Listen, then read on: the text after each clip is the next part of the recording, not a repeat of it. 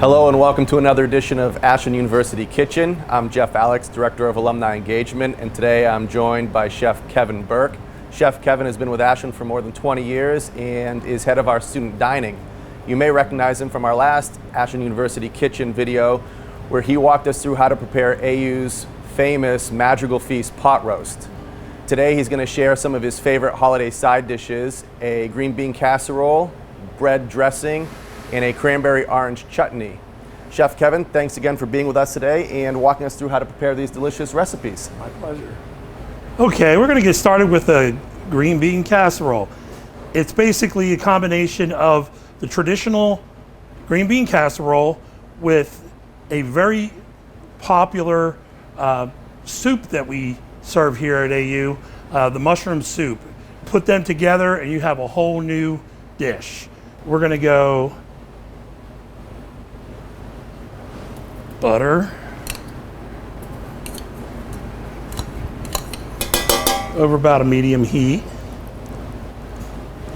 oil, and we have garlic. Of course, you have garlic in everything, right? And then portobello mushrooms, my favorite, a whole bunch of them. And of course, they shrink down to about a third of their size.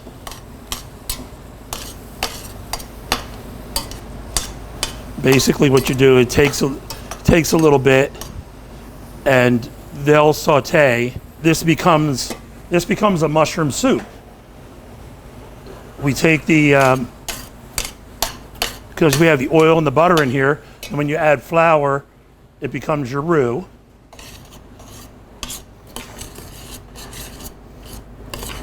And then get that stirred up as much as you can.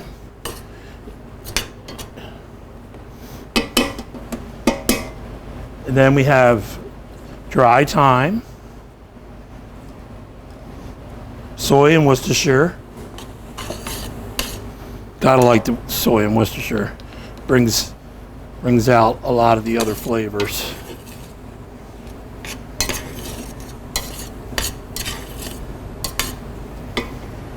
Then what we do is we add broth.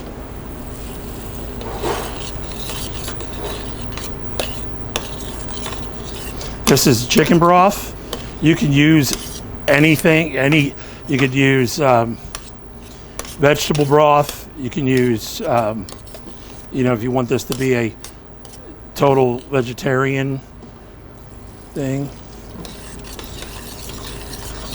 And this starts to become your saucy, soupy consistency.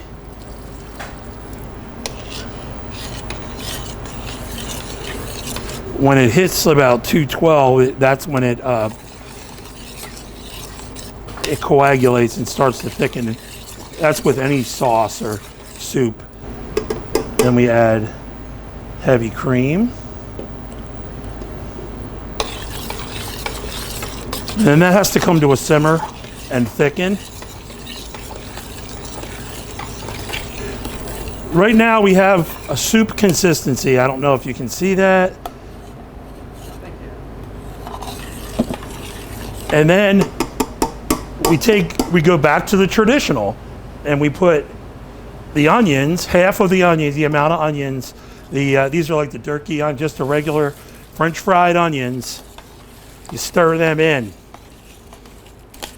See, we're trying to keep some of the tradition, and we're using either fresh or I use a very high quality frozen. And right now, the way it is, the quality of frozen vegetables is fantastic. Aldi's has great ones, all those different places. We get a great one from our purveyor, and we sometimes prefer it just for the stability and consistency because they're all ready to go. Now what we're going to do is we're going to pour this into a pan. You could use, this is roughly the size of a 9x13. It's our version at in the business, in the restaurant business. It's pretty close to a 9x13 regular one at home.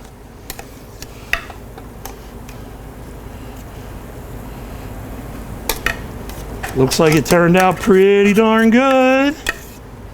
All right.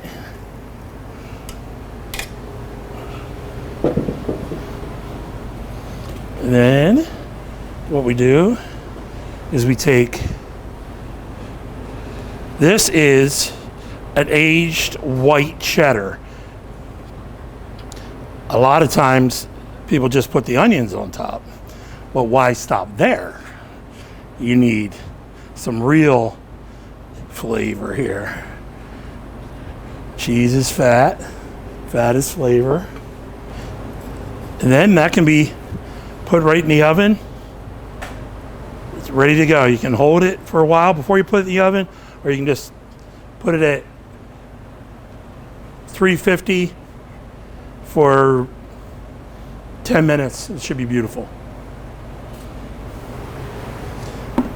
Okay. So this is just fresh out of the oven. It took about 20 minutes and it turned out just right. Next, we're going to do the bread dressing. It's a traditional bread dressing, only I like to add fresh herbs.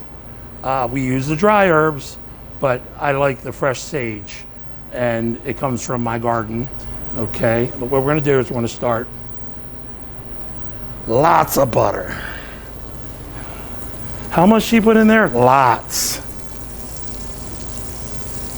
And we got onions. Yeah, it's about a cup each-ish.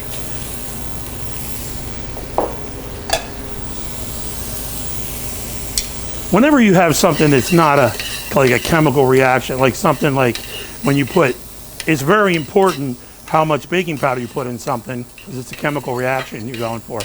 But, you know, when it comes to celery, onion, you know, if you like a little bit more celery or a little bit more onion, poultry seasoning and thyme. And poultry seasoning normally has sage, thyme, different turkey-like spices, I call them. And it all depends on which one you get. Some of them have different. Now, what we're going to do is we're going to take the bread, which had been dried. You can either do it in the oven or leave it overnight. And you put that in there. Stir that up. You want that to get a little bit sauteed.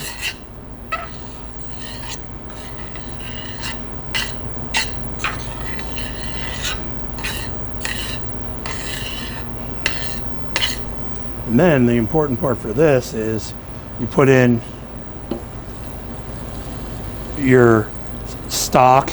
A lot of people, you know, a lot of times I have stuff like turkey stock. I use turkey stock, or you can use, like I said, you can use vegetable, you can use whatever you want. But I usually use chicken broth.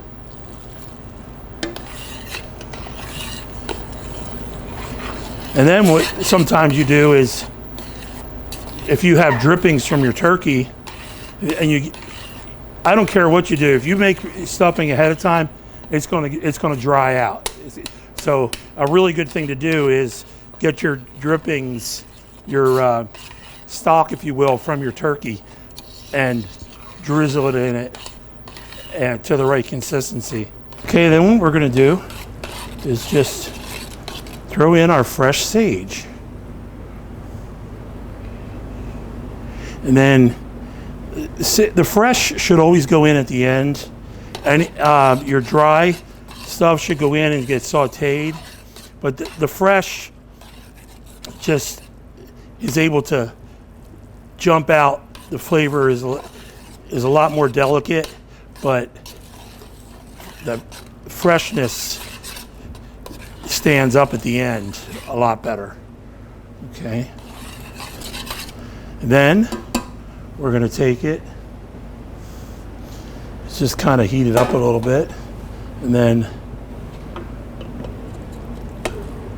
we're going to hit it right into the pan. And then that'll get covered and then go into the oven. That's going to go in for about 350, about 30 minutes. Good to go. It has roasted in the oven. And there you have it, the bread dressing. Our next dish is the cranberry chutney. And you're going to say, what is a chutney? What makes a chutney a chutney? A chutney basically is a combination of dried and fresh fruits, usually with something savory in it too. You'll have the sweetness, the sour of vinegar, and in this case, we have shallots in it, and then we'll have black pepper in it. Fresh cranberries. I want to put them in because I want them to pop a little bit from the heat.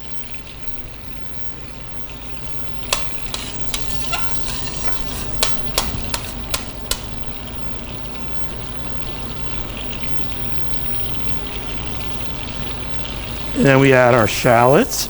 Now, a shallot is an onion, but it's very, very common in French cuisine, and it's sweeter. It's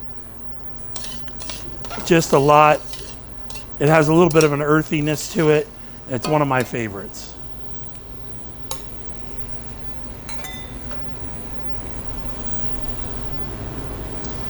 And then what we do is we add our dried cranberries.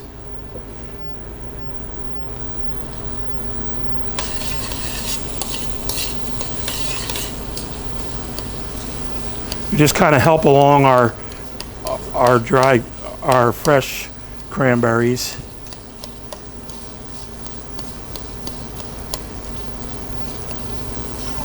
So they get mashed up and cooked down a little bit. Then we add black pepper, sugar, and cider vinegar and cider, apple cider.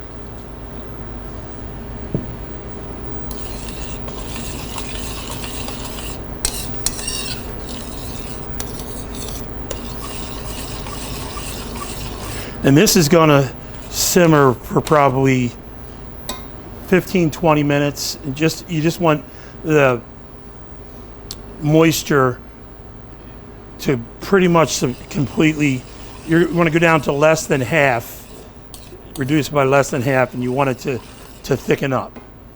And then once you're done that, once it gets to that point, then you add you fold in your oranges. And what'll happen is once it gets chilled, it'll tighten up even more. But what I like to do is I like to just fold in the oranges, because I don't want them to lose their presence. And you can use anything. You can use regular oranges. I use the mandarin oranges because they're easily accessible, and people really like them when they see mandarin oranges in something. They're like, Okay, so what I'm going to do when I say I'm going to fold something, I mean I'm not going to stir it. I don't want to beat it up. So what I do is I put them in and I gently fold them in. Okay, I'm going to turn this off. Fold it.